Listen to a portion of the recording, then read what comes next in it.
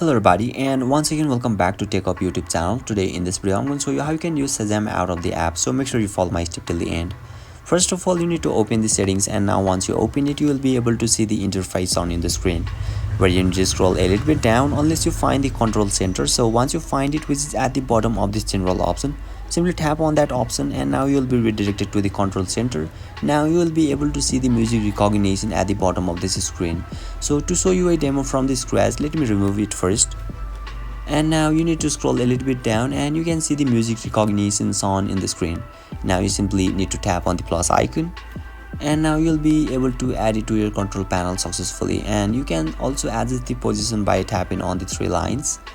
And now what you need to do is you simply need to slide it from the top right corner of your screen, and you will be able to see the Shazam icon at the bottom right corner of this control panel. And to access it, just tap on that icon and you will be able to turn it on. And if you long tap on this icon, then you can see your Shazam history over here. And if you want to delete it, what you can do is simply slide it to the left and tap on the delete icon, and you will be able to delete it successfully. So basically this is how you can use Shazam out of the app. And if you still encounter an issue during this process, feel free to leave a comment and I'll be happy to assist you. If you found this video helpful, please give it a thumbs up, and if you are new to this channel, make sure to hit the subscribe button and set the bell icon to on so that you can stay updated with our latest content.